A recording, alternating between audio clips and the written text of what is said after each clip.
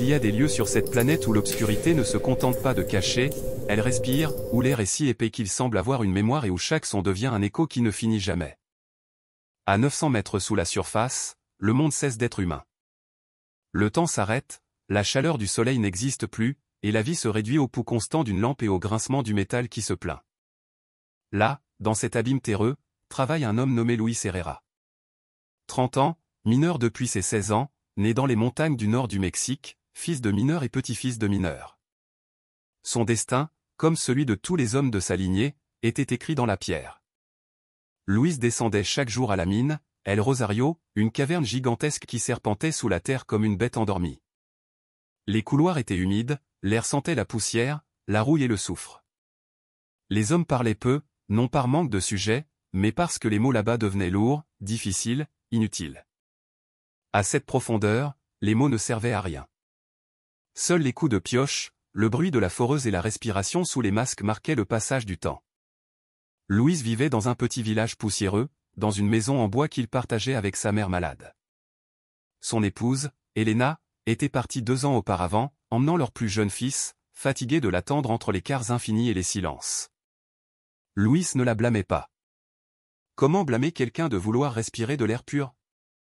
Depuis, sa vie s'était réduite à la mine et à une vieille photo où son fils Thomas souriait sans dents, tenant une lanterne plus grande que sa tête.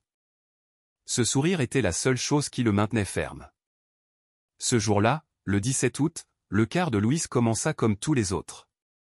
Le superviseur annonça une nouvelle galerie qui devait être inspectée avant de continuer le forage. Il y avait des rumeurs qu'un effondrement avait bloqué une partie du tunnel, et une révision était nécessaire. Luis fut l'un des 3 choisis pour descendre. Les 2 autres, Ramirez et Cruz, étaient plus jeunes, inexpérimentés, encore avec ce mélange de peur et d'adrénaline que procure la première année en enfer. La descente fut lente. Les ascenseurs grinçaient, les chaînes tremblaient, et l'air devenait plus chaud à chaque mètre. La température atteignait les 40 degrés. La lumière des lampes dansait sur les parois noircies. La sensation était celle d'entrer dans les entrailles de quelque chose de vivant. À la radio, la voix de l'ingénieur résonna avec des interférences. Niveau 9 confirmé. Maintenez la communication toutes les 10 minutes. Luis hocha la tête, bien que personne ne pût le voir.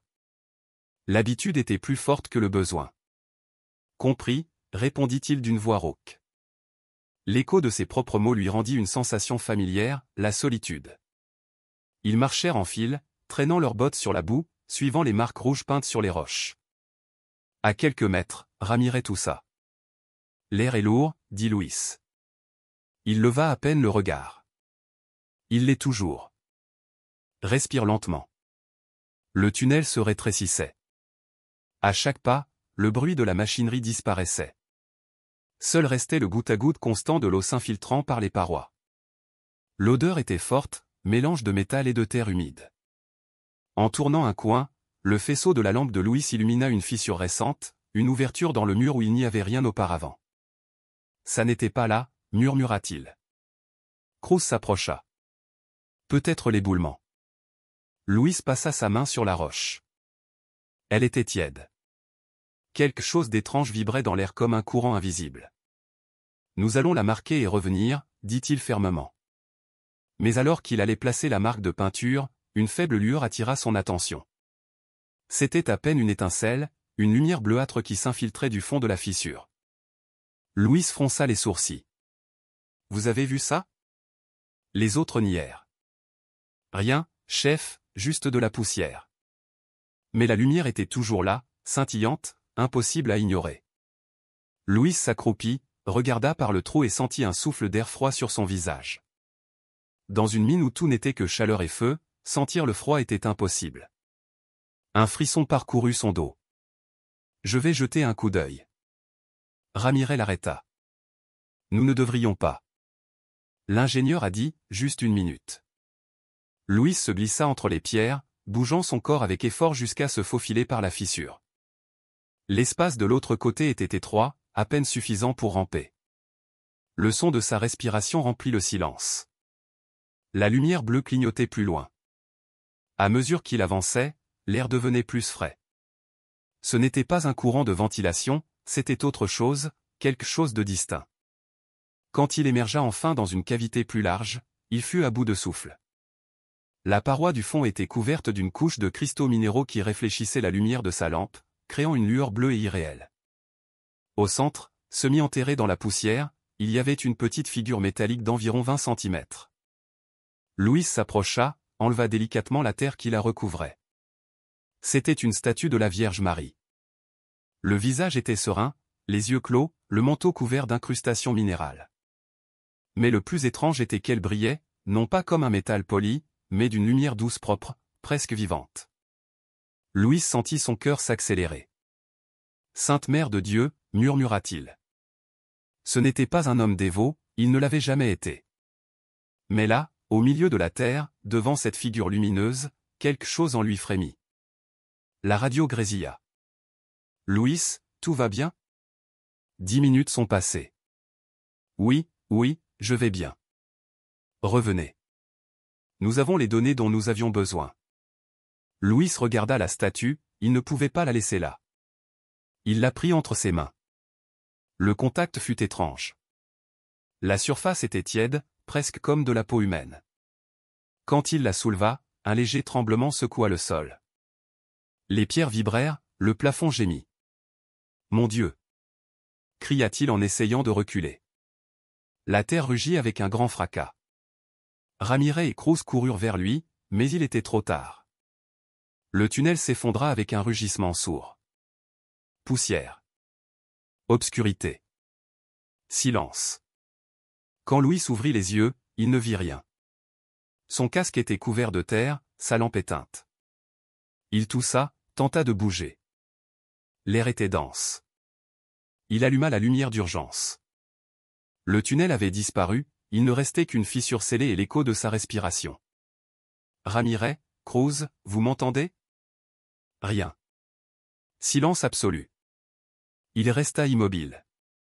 Son cœur battait avec force. Alors il la vit. La statue, toujours entre ses mains, continuait de briller. Une douce lumière bleue qui éclairait les parois effondrées. Louis la regarda incrédule. Ce n'est pas possible. Il l'approcha de son visage. La lumière augmenta comme si elle répondait à sa voix. Pendant un instant, il crut entendre quelque chose, un léger murmure, à peine un chuchotement. Ce n'était pas l'air, ce n'était pas un écho, c'était une voix. Et ainsi, au milieu de l'effondrement, piégé à des centaines de mètres sous terre, Louis Herrera comprit qu'il n'était pas seul. Louis Herrera ouvrit les yeux lentement. L'air avait le goût de la poussière et du fer, et chaque respiration était une lutte. Il ne savait pas combien de temps s'était écoulé depuis l'effondrement. Minutes, heures, peut-être plus. La montre à son poignet avait cessé de marquer le temps, recouverte d'une couche de terre. Il bougea ses doigts un par un, s'assurant qu'ils étaient toujours là. Il avait mal à la poitrine. La lampe de son casque clignotait, projetant des ombres instables sur les roches écrasées. Il déglutit et parla d'une voix rauque. « Ramirez, Cruz, vous m'entendez » Seulement l'écho. Aucune réponse. Il tenta de se relever. Une douleur aiguë lui traversa la jambe gauche. Elle était coincée entre deux grosses pierres. Il jura entre ses dents et essaya de la bouger, mais la pierre ne céda que de quelques millimètres. Sa respiration s'accéléra. Il ne devait pas paniquer. Pas ici, pas sous terre. Alors, la lumière bleue attira à nouveau son attention. La statue était intacte, brillant doucement au milieu de la poussière. Louis l'observa comme si c'était la seule chose vivante dans cet enfer. Il la prit avec précaution. La surface était toujours tiède. Au toucher, elle ne semblait pas métallique, mais organique, comme si elle respirait. Il l'approcha de son visage. Pendant un instant, il crut sentir un faible pouls, synchronisé avec le sien. « Ce n'est pas possible », murmura-t-il. Il tenta de penser à quelque chose de pratique. Oxygène, eau, sortie. Il vérifia le réservoir d'air de sa combinaison. Il était à 70%, il ne pouvait pas le gaspiller. Il alluma la radio. Ici Herrera, niveau 9, piégé après l'effondrement. Je répète, piégé après l'effondrement. Silence. Seulement un léger bourdonnement, le signal était mort. Il frappa le transmetteur avec rage. Maudit soit, la voix de son fils, Thomas, traversa fugitivement son esprit. Papa, et si le ciel est aussi sous terre? Il se rappela cette question innocente des années auparavant, lors d'une excursion scolaire dans une grotte. Louis avait ri. Alors, maintenant, piégé à 900 mètres de profondeur, la phrase résonnait comme une prophétie. La chaleur commença à monter. L'air s'épaississait. Louis éteignit la lampe principale pour économiser la batterie et laissa seulement la lumière bleue de la statue. Cette clarté était suffisante pour éclairer la fissure. Elle se sentait différente. Ce n'était pas une lumière froide, mais chaude, enveloppante. Au milieu de l'obscurité totale, cette lumière semblait respirer avec lui. Il ferma les yeux quelques secondes, épuisé. Le silence était absolu, mais au sein de ce silence, il commença à entendre autre chose. Non pas un son externe, mais une vibration interne, un murmure qui semblait venir de la pierre elle-même, une voix féminine, lointaine, douce, qui prononçait son nom. Louis ouvrit les yeux, surpris. La statue brillait toujours, mais l'air avait changé. Il le sentait plus léger. Il respira profondément. 1 seconde. 2, 3. La peur commença à s'estomper. Il déplaça les pierres peu à peu, utilisant sa pioche et la force de son corps. Sa jambe lui faisait mal, mais il réussit à la libérer. Il se releva avec difficulté. Le tunnel était bloqué, mais il y avait un étroit trou en haut par où passaient de petits courants d'air. Peut-être un accès latéral, peut-être un piège mortel. Il prit la statue et la rangea dans la poche de son gilet. Chaque fois que le métal touchait sa poitrine, il ressentait un calme étrange, comme si quelqu'un l'accompagnait. Il décida de bouger. Pas à pas, il avança dans le tunnel effondré. Les pierres craquaient sous ses bottes. La lanterne éclairait la poussière en suspension dans l'air. Chaque mètre était une bataille. Soudain, il entendit quelque chose, un coup, puis un autre. « Ramirez » cria-t-il. Rien. Le bruit se répéta plus fort. Il semblait venir d'en bas, comme si la terre elle-même frappait. Louis s'accroupit et posa son oreille au sol. Toc, toc, toc. 3 coups lents, rythmiques. Le code d'urgence des mineurs. Quelqu'un était vivant. Son cœur s'accéléra. Il frappa son casque contre la roche, renvoyant le message. 3 coups. Il attendit. La réponse vint, faible, mais claire. Saint Dieu! Murmura Ramirez. Le son venait d'un tunnel latéral bloqué par un mur de pierre. Louis commença à les déplacer une par une. La sueur lui coulait sur le front, ses bras tremblaient. Après plusieurs minutes, il réussit à ouvrir un trou. Une main sale et ensanglantée apparut par l'ouverture. Ramirez, je suis là, chef. La voix était faible, brisée. Je ne vois rien, Cruz, Louis déglutit. Je ne sais pas. Je ne l'ai pas trouvé. Il aida le jeune homme à sortir. Le garçon respirait avec difficulté, le visage couvert de poussière. En voyant la lumière bleue émanant de la poche de Louis, il fronça les sourcils. Qu'est-ce que c'est? Je ne sais pas. Je l'ai trouvée là-bas. Pourquoi elle brille? J'aimerais le savoir. Le jeune homme toucha la figure du bout des doigts. Elle est chaude. Comment est-ce possible si tout est gelé ici? Louis secoua la tête. Ne pose pas de questions. Remercie juste que tu respires encore. Ils restèrent silencieux quelques secondes. Le tunnel semblait respirer avec eux. Au loin, un léger murmure, comme si le vent passait entre les fissures. Mais il n'y avait pas de vent à cette profondeur. Le jeune homme frissonna. Tu entends ça? Louis hocha la tête. Oui. C'était une voix claire cette fois, féminine. Elle chantait quelque chose, une mélodie simple, répétitive, sans parole, juste un son. Elle ne venait pas d'une direction concrète, mais de toutes. La lumière de la statue vibrait au rythme de la mélodie. Ramirez recula d'un pas. Ce n'est pas normal. Rien ici ne l'est, répondit Louis. Allons-y. Ils suivirent le son, rampant dans un tunnel latéral qui semblait plus ancien. Les parois étaient différentes, couverte de minéraux étincelants. Ce n'était pas une partie de la mine moderne, c'était quelque chose de plus ancien, de plus profond. À chaque pas, l'air devenait plus frais, plus propre, comme s'il montait au lieu de descendre. « Où sommes-nous » demanda le jeune homme. « Je ne sais pas, mais s'il y a de l'air, il y a une sortie. » Ils marchèrent plusieurs minutes dans le silence. L'éclat de la statue suffisait à les guider. Le chemin se terminait dans une vaste chambre naturelle où le plafond se perdait dans l'obscurité. Au centre, un petit lac d'eau transparente reflétait la lumière bleue. Louis s'approcha. L'eau était cristalline. Il y mit la main. Elle était froide, mais pas autant qu'elle aurait dû l'être. Le reflet de la statue bougea sur la surface. Soudain, quelque chose brilla sous l'eau. Louis plissa les yeux. Il y a quelque chose là-dessous. N'y va pas, chef. Ça pourrait être du gazou, mais Louis s'était déjà agenouillé. Il plongea sa main, toucha quelque chose de solide, tira avec précaution. Du fond du lac émergea une fine chaîne dorée avec une petite croix.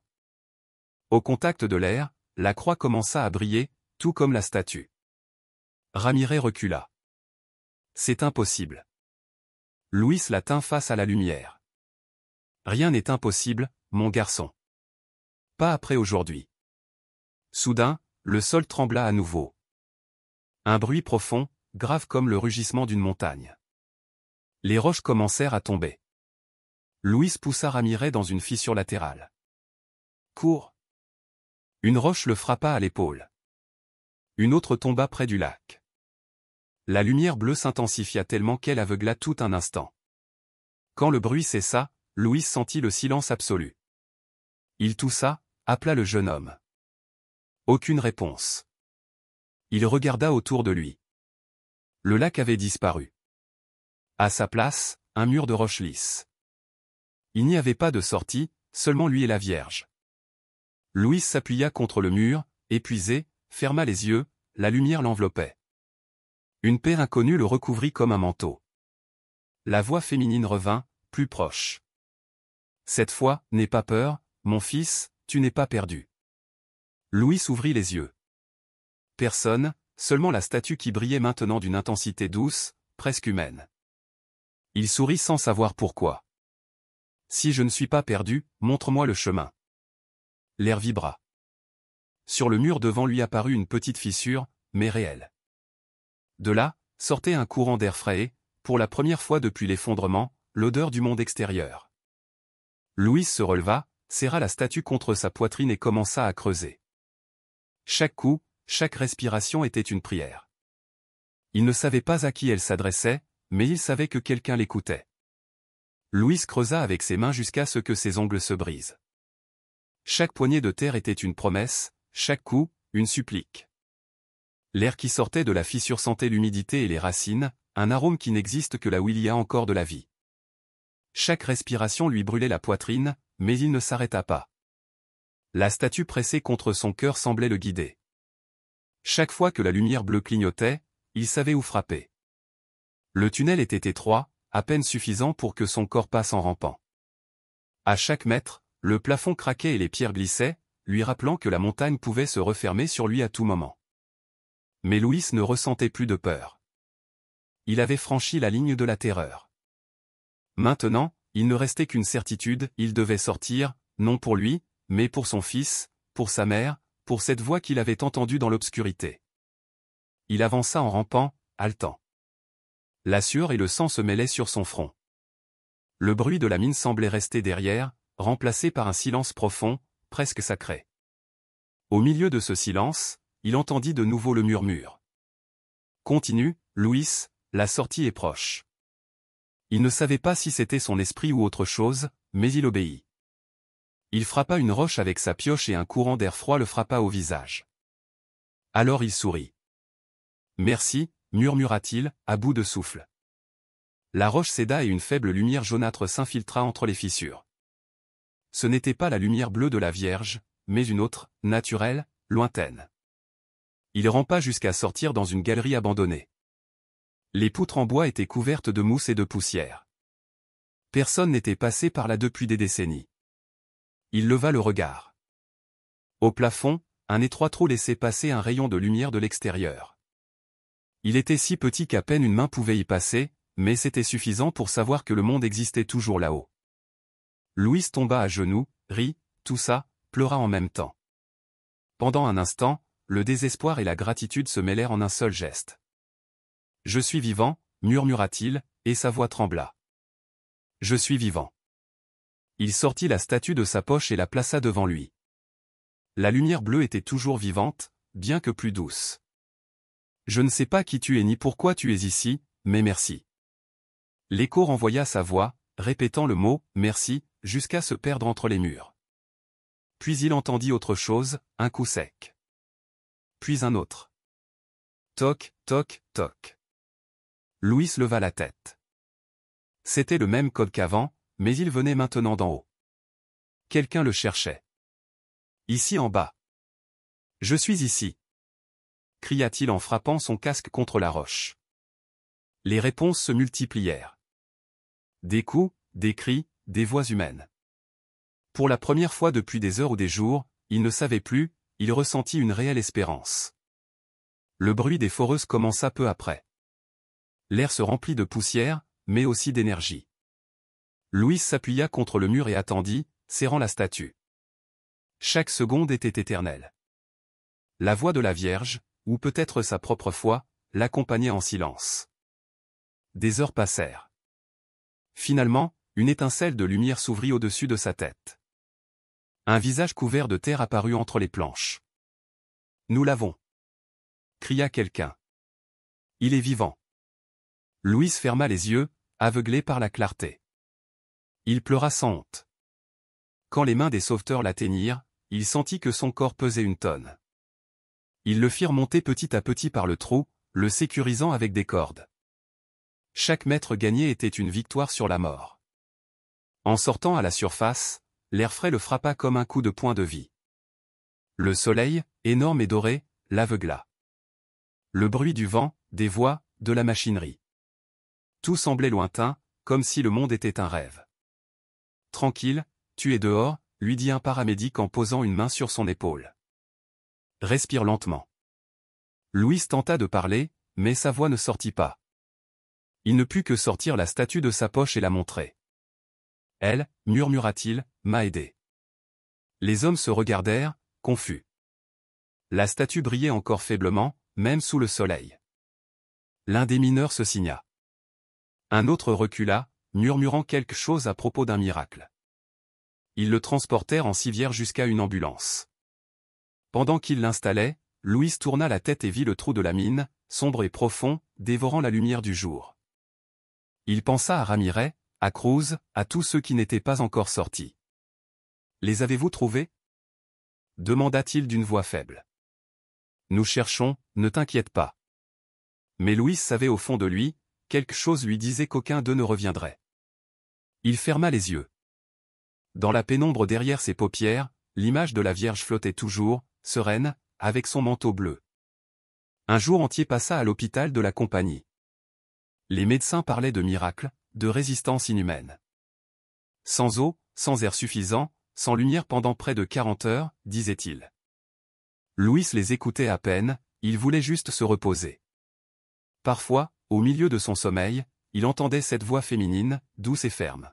« Ta vie ne s'arrête pas ici. » À l'aube du 3e jour, un prêtre entra dans sa chambre. C'était un homme mince, au visage aimable. « Je suis le père Médina. On m'a demandé de venir. » Louis le regarda sans comprendre. « Pourquoi ? On dit que tu as vu quelque chose là-bas. » Louis sourit avec lassitude. « J'ai vu beaucoup de choses, père, l'obscurité, la peur, la mort et quelque chose de plus. » La Vierge, Louis hésita. « Je ne sais pas. C'était une figure comme ça, mais je ne peux pas l'expliquer. Je sais juste qu'elle m'a sauvé. » Le prêtre hocha la tête. Parfois, il n'est pas nécessaire de comprendre un miracle pour le reconnaître. Louis tourna la tête vers la table de nuit. La statue était là, propre, intacte, mais elle ne brillait plus. La lumière s'était éteinte la nuit même de son sauvetage. Depuis, elle ne s'était plus rallumée. « Elle, dit-il. Peut-être n'en a-t-elle plus besoin, répondit le père. Sa lumière a rempli son but. Pendant les jours suivants, la nouvelle se propagea. Le mineur qui avait survécu grâce à la Vierge. Journalistes, photographes, curieux. Tous voulaient voir la figure. Certains disaient que c'était un phénomène chimique, d'autres que c'était une radiation, un effet des minéraux phosphorescents. Mais Louis savait que non. Ce n'était pas de la science ce qu'il avait ressenti là-bas. C'était autre chose, quelque chose qu'on ne pouvait pas mesurer. Le jour où il fut autorisé à sortir, il demanda à retourner à la mine. Le superviseur tenta de le dissuader. Il n'y a rien à voir là-bas, Louis. C'est encore dangereux. J'ai juste besoin de quelques minutes. Ils le laissèrent descendre, accompagné de 2 sauveteurs. Il marcha jusqu'à l'entrée du tunnel effondré. L'air sentait différemment, plus propre. La poussière s'était déposée. Il s'agenouilla et plaça la statue sur une roche. « Ici je t'ai trouvé, dit-il à voix basse. Ici j'ai failli mourir, et ici je suis né de nouveau. » Les autres hommes observèrent en silence. Louis posa sa main sur la figure. Pendant une seconde, il jura sentir la chaleur à nouveau, comme si elle respirait encore. « Merci, murmura-t-il. Non pas de m'avoir sauvé, mais de m'avoir rappelé que je peux encore vivre. » Le vent souffla dans le tunnel et un rayon de soleil s'infiltra jusqu'à la base de la statue. Louis sourit. « Au revoir, mère. » En sortant de la mine, le ciel était dégagé. Les nuages s'ouvraient comme un voile, laissant tomber la lumière sur la montagne. Louis leva les yeux. Pendant un instant, il lui sembla voir une figure blanche dans la brume, immobile, l'observant. Il cligna des yeux, et elle n'était plus là. De retour au village, les voisins l'attendaient, sa mère, dans un fauteuil roulant, les compagnons de car, même certains hommes qui ne l'avaient jamais bien traité. Tous voulaient l'embrasser. « Miracle, disait-il. » Mais Louis savait que le miracle n'était pas d'avoir survécu, c'était quelque chose de plus profond, avoir appris à croire. Cette nuit-là, tandis que le village dormait, il sortit dans la cour. L'air était frais, le ciel était rempli d'étoiles. Il sortit la croix dorée qu'il avait trouvée dans le lac et la pendit à son cou. Le métal était froid, mais en le touchant, il ressentit la même douce chaleur qui l'avait guidé dans l'obscurité. « Je ne sais pas si c'était toi ou si c'était la foi que j'ai oubliée il y a des années, » dit-il en regardant le ciel. « Mais merci. » Le silence répondit par un murmure de vent. Louis ferma les yeux et respira. Pour la première fois de sa vie, l'air n'avait pas le goût de la poussière, mais de l'espoir. Et à l'horizon, juste avant l'aube, il crut voir une étincelle bleue, légère comme un souvenir qui ne meurt jamais. Les jours passèrent, puis les semaines. Et l'histoire du mineur qui avait survécu sous terre commença à voyager plus vite que le vent. D'abord les journaux locaux, puis les chaînes nationales. Sur les radios du nord du Mexique, son nom était entendu comme une prière répétée. Luis Herrera, l'homme qui avait trouvé une vierge dans l'obscurité. Le gouvernement envoya des inspecteurs, la compagnie minière organisa des conférences, et même les prêtres commencèrent à citer son cas dans les messes. Un exemple de foi en des temps de désespoir, disait-il. Louis écoutait tout cela avec un mélange d'étrangeté et de lassitude. Il ne cherchait ni la célébrité ni les miracles, il avait juste survécu. Mais aux yeux des autres, son histoire appartenait déjà à quelque chose de plus grand que lui. Sa mère, Doña Rosario, se rétablissait lentement à la maison. Chaque nuit avant de dormir, elle priait devant une petite image de la Vierge. « C'est elle qui t'a ramené, » disait-elle toujours. Louis ne la corrigeait pas. Il avait essayé de comprendre ce qui s'était passé là-bas, mais plus il y pensait, moins cela avait de sens. Peut-être n'y avait-il simplement rien à comprendre. Parfois, il se réveillait au milieu de la nuit avec la sensation d'être encore là, sous terre. Il sentait l'odeur de la poussière, l'écho des coups, l'éclat bleu qui illumina ses rêves. Alors il se levait, sortait dans la cour et regardait le ciel. Les étoiles semblaient l'observer en silence, comme si elles savaient quelque chose qu'il ne comprenait pas encore. Un mois plus tard, le curé du village lui rendit visite. « Louis, demain il y aura une messe spéciale, » dit le père Medina. « Des pèlerins viendront d'autres États. Ils veulent voir la statue. » Louis l'avait laissée dans la mine, mais une autre copie, une réplique faite par des artisans, reposait maintenant dans l'église. Le père la plaça sur un petit autel latéral, entouré de bougies et de fleurs. Les gens s'approchaient, touchaient la figure, pleuraient, priaient. Certains disaient que l'air autour de l'image sentait le jasmin, d'autres que la lumière du temple devenait plus chaude quand quelqu'un demandait une faveur. Louis observait tout depuis un coin sans intervenir. Après la messe, une femme s'approcha avec un enfant dans les bras. « Vous êtes le mineur ?»« Oui, Sonora. Mon fils est né avec une maladie cardiaque. Ils ont dit qu'il ne vivrait pas longtemps, mais, elle soupira, retenant ses larmes, depuis que je lui ai raconté votre histoire, il dort paisiblement. » Louis ne sut que dire, il se contenta de hocher la tête et de caresser la tête de l'enfant. « Ce n'était pas mon histoire, Sonora, c'était la sienne, répondit-il enfin. Au cours des jours suivants, des lettres commencèrent à arriver de toutes parts. Des personnes affirmant avoir rêvé d'une lumière bleue, d'une femme vêtue de poussière et de pierre qui leur parlait d'une voix sereine. Certains assuraient avoir guéri, d'autres voulaient simplement remercier. Louis les gardait toutes dans une boîte en bois sans savoir quoi en faire. Un après-midi, la compagnie minière le rappela. « Herrera, nous avons besoin de votre témoignage pour un documentaire, » lui dit un ingénieur. « Ils viendront d'Europe. Ils veulent filmer dans la mine. » « Pourquoi faire ? » ?»« Pour montrer le miracle, pour inspirer les gens. » Louis hésita. Il ne voulait pas y retourner, mais quelque chose en lui dit qu'il devait le faire, non pour les médias ni pour les hommes, mais pour une raison qu'il ne savait expliquer. Il accepta. Le jour du tournage, la mine était différente.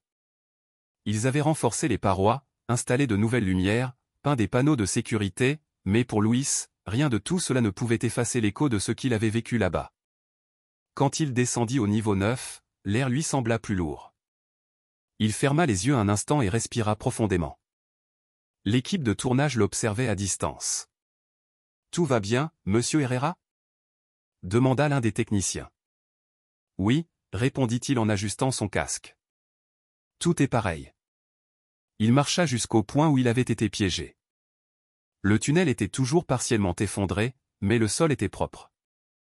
Sur une roche proche, un mineur avait taillé une inscription « Ave Maria », pleine de grâce. Louis la toucha du bout des doigts. Le métal de sa lampe refléta un éclat familier. Bleu. Il s'agenouilla. La terre sous ses mains était tiède. « Encore toi » murmura-t-il. Personne ne l'entendit. À quelques mètres, les techniciens ajustaient leurs caméras, mais à cet instant, l'air changea. Un courant de vent parcourut le tunnel. Les lumières clignotèrent. L'un des hommes cria. « La coupure d'énergie. Tout est sombre. » Seul un faible, mais clair, éclat bleu illuminait le visage de Louis. Ce n'était pas sa lanterne, cela venait du sol. Les autres reculèrent, effrayés. Louis s'accroupit.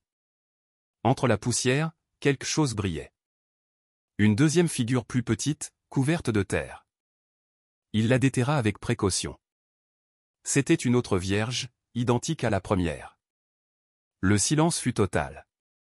On n'entendait que les respirations agitées des hommes. « Qu'est-ce que c'est ?» demanda le caméraman. Louis souleva la statue. « Je ne sais pas, mais je crois que je ne suis jamais vraiment parti d'ici. » Un bruit profond, comme un soupir, parcourut les galeries. Les lumières se rallumèrent. Le tunnel entier semblait vibrer d'une énergie inconnue. L'ingénieur courut vers Louis. « Sortons d'ici. Ça peut s'effondrer encore. » Mais Louis ne bougea pas. Il regardait la figure entre ses mains, illuminée de l'intérieur. « Ça ne va pas s'effondrer, » dit-il calmement. « Ça se souvient juste. » Les techniciens filmèrent en silence. Cette image, le mineur agenouillé, la lumière bleue l'enveloppant, l'obscurité derrière, devint légendaire. Elle fit la une des magazines, symbole d'espoir, sujet de documentaire. Mais ce que personne ne sut, c'est que lorsque l'équipe partit, Louis retourna une dernière fois dans le tunnel. Il plaça les deux figures l'une à côté de l'autre dans une cavité naturelle du mur. La lumière bleue s'unit en un seul éclat qui remplit l'espace un instant, comme si la montagne respirait. « Merci de m'avoir rendu la vie » murmura-t-il. « Maintenant, rends-la à d'autres. » Il sortit lentement, sans regarder en arrière. Dehors, le soleil commençait à se coucher. Cette nuit-là, le père Médina lui rendit visite. On dit que la lumière est réapparue, dit le prêtre. Louis hocha la tête.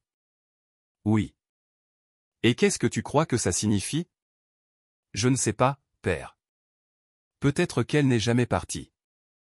Le prêtre l'observa avec un mélange de respect et d'étonnement. Les gens commencent à venir de loin. Ils disent qu'il se passe des choses dans la mine. Laissez-les venir, répondit Louis. Il n'y a pas de danger là-bas, seulement de la foi. Pendant les semaines suivantes, l'endroit devint un sanctuaire improvisé. Les travailleurs déposèrent des fleurs à l'entrée.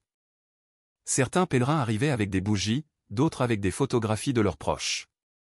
Les nuits sans lune, l'éclat bleu pouvait être vu depuis la colline.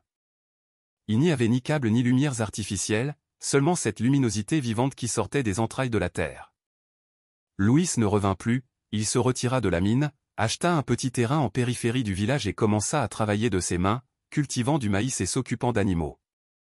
La terre respire aussi, disait-il souvent. Il faut juste apprendre à l'écouter.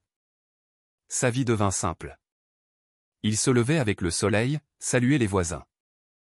Il écrivait dans un carnet les choses dont il se souvenait du fond, les sons, les couleurs, la peur, la voix qui l'avait guidé. Personne ne savait qu'il le faisait. C'était sa manière de ne pas oublier. Un jour, il reçut une lettre sans expéditeur. À l'intérieur, seulement une phrase, « Les miracles ne s'expliquent pas ».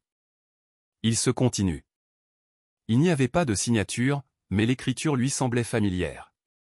Peut-être du père Médina, peut-être de quelqu'un d'autre. Louis la rangea entre les pages de son carnet. Au coucher du soleil, il s'assit face à l'horizon. Le soleil teignait le ciel d'or et de sang. Il ferma les yeux. Pendant un instant, le silence du champ se confondit avec celui de la mine, et le même murmure bleu qui l'avait accompagné là-bas sembla revenir, lointain, mais clair. Une douce brise agita les feuilles de maïs. Louis sourit. « Je t'entends toujours, mère, murmura-t-il. Et à ce moment, bien que personne d'autre ne le vit, une étincelle bleue traversa l'air, se posa sur la terre et disparut. Le temps suivit son cours. 3 ans s'étaient écoulés depuis l'effondrement. Le village avait changé, la mine était devenue un sanctuaire officiel visité par des pèlerins venant de tous les coins du pays. Chaque jour, des dizaines de personnes descendaient avec des casques et des lampes pour voir l'endroit où un homme avait parlé avec la Vierge. Certains priaient, d'autres laissaient des fleurs ou des lettres. L'air là-bas était toujours imprégné d'un calme étrange, comme si la terre respirait lentement. Louis Herrera observait tout cela de loin. Il ne se sentait propriétaire de rien, ni du miracle ni du souvenir. Il vivait dans sa petite maison de campagne, entouré de silence. Sa mère était décédée l'hiver précédent avec la statue originale entre les mains. Le jour de l'enterrement de sa mère, le père Médina lui dit « Ta mère est morte en paix ». Elle disait qu'elle voyait une lumière chaque nuit. Louis hocha la tête, il ne pleura pas. Il savait qu'elle avait simplement suivi cette lumière qui ne s'éteint jamais. Le travail au champ le maintenait occupé. Il semait, réparait des clôtures, aidait les voisins. Mais la nuit, lorsque le vent soufflait de l'est, il ressentait de nouveau l'appel. C'était un son subtil, une vibration, le même murmure qu'il avait entendu dans les entrailles de la mine. Ce n'était pas inquiétant, mais familier. Cela lui rappelait que même dans l'obscurité la plus profonde, la foi peut avoir une voix.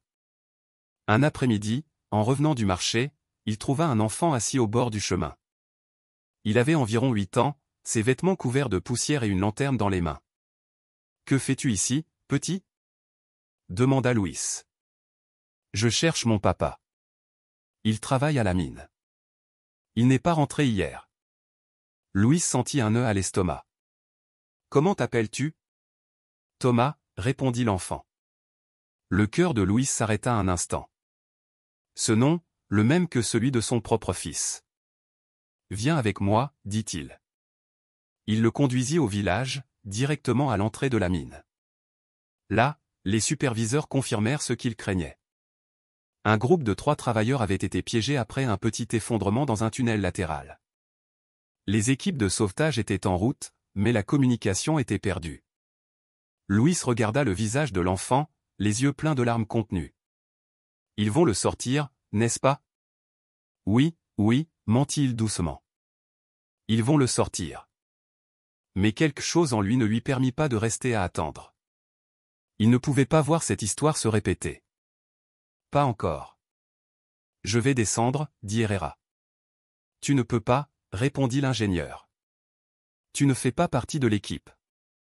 Si, je peux, insista-t-il. Je connais ces tunnels mieux que quiconque. Et sans attendre la permission, il mit un casque, prit une lampe et descendit. Les mineurs le suivirent du regard en silence. Certains se signèrent. Il savait que lorsque Louis descendait, quelque chose de sacré accompagnait son pas. L'air dans la mine était lourd, mais pas comme avant. Il y avait un silence attentif, presque respectueux. Il marcha sans carte, guidé seulement par la mémoire et par une sensation intérieure. Chaque pas résonnait dans l'obscurité comme un écho ancien. À mesure qu'il avançait, la lumière de sa lampe s'affaiblissait jusqu'à ce qu'il soit dans le noir. Alors, du fond du tunnel, une clarté bleue émergea. C'était elle, la même lumière douce et chaude, enveloppant les parois de pierre. Louis s'agenouilla. « Encore toi, murmura-t-il, je ne viens pas pour moi. » La lumière scintilla comme une réponse. « Je viens pour eux. Guide-moi. » Et il commença à marcher. Il n'avait pas besoin de voir. Chaque courbe, chaque fissure semblait le reconnaître. Il arriva à un endroit où le tunnel s'était effondré. La roche formait une barrière impossible, mais en la touchant, il sentit qu'elle vibrait, vivante. La lumière bleue s'infiltra entre les fissures, éclairant son visage. Avec une force qu'il ne savait d'où elle venait, il commença à déplacer les pierres. Une, puis une autre, puis une autre. Ses bras brûlaient, mais le mur cédait. De l'autre côté, il entendit une voix. « Au secours, nous sommes ici. » Elle était faible, mais réelle. Louis sourit. « Résistez. J'arrive bientôt. » Il frappa avec une barre métallique. Les pierres se détachèrent une par une. Finalement, une main tremblante apparut entre la poussière. « Qui est là ?»« C'est Louis Herrera, » répondit-il d'une voix ferme. « Je viens vous sortir. » Quand il ouvrit enfin le trou suffisamment, les trois mineurs sortirent en rampant. Ils étaient épuisés, couverts de suie, mais vivants. L'un d'eux tomba à genoux et commença à pleurer. Nous pensions que personne ne viendrait. Louis sourit. On n'est jamais seul là-dessous. Il aida les hommes à monter. L'air nouveau remplit le tunnel. Quand le dernier rescapé fut sorti, Louis resta en arrière. Il regarda la lumière bleue qui tremblait encore sur les pierres. « Merci, mère, » murmura-t-il. « Ta lumière continue de sauver des vies. » Le lendemain, la nouvelle se répandit. 3 mineurs sauvés vivants grâce à l'aide du héros du miracle. Mais Louis ne se considérait pas comme un héros. Il refusa les interviews, évita les caméras. Ce même après-midi, il retourna à son champ. Là, entre les sillons et les montagnes, le vent chantait. Pendant le dîner, quelqu'un frappa à la porte. C'était le père Médina. « On m'a dit que tu es redescendu. » Louis hocha la tête. Il fallait le faire. « Tu l'as vu ?» Louis leva les yeux.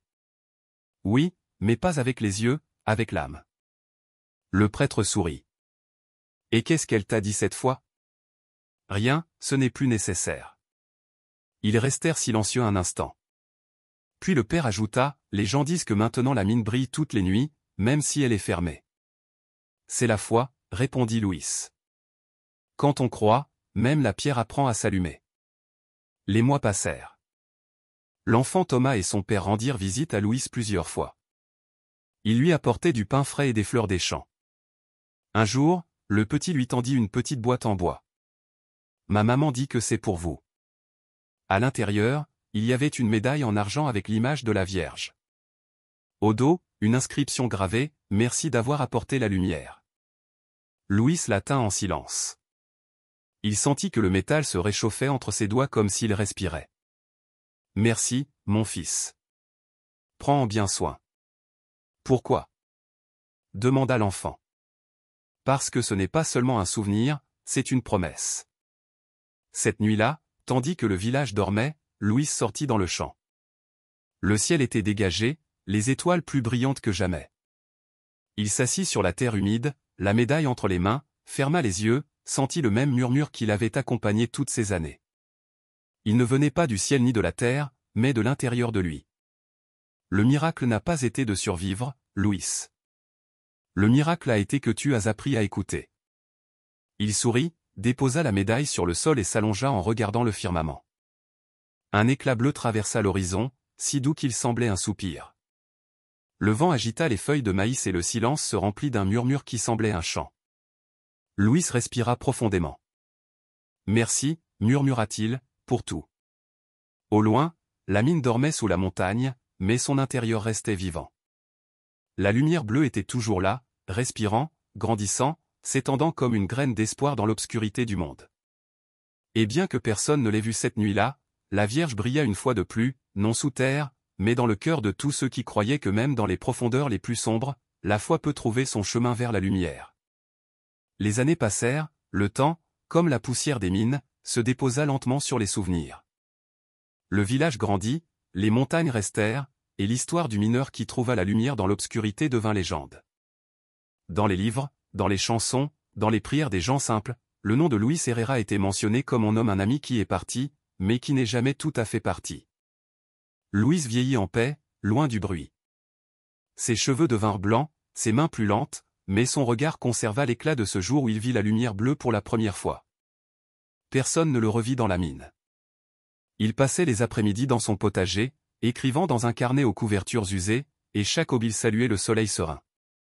Un matin d'automne, le père Médina monta jusqu'à sa maison. Il frappa plusieurs fois à la porte avant d'entrer. Louis était assis sur sa chaise en bois, le carnet ouvert sur ses jambes et la médaille d'argent dans les mains. Son visage était calme, presque souriant. Il était mort pendant la nuit, regardant vers le ciel. Le prêtre ferma les yeux un instant et murmura une prière. Sur la table, il trouva une dernière page écrite d'une écriture tremblante. La foi n'est pas dans les miracles que nous voyons, mais dans les silences que nous acceptons. La mer, la terre et le ciel respirent la même chose, l'espoir. Le père prit le carnet et le rangea. Puis, avec l'aide des voisins, ils enterrèrent Louise dans le petit cimetière à côté de sa mère.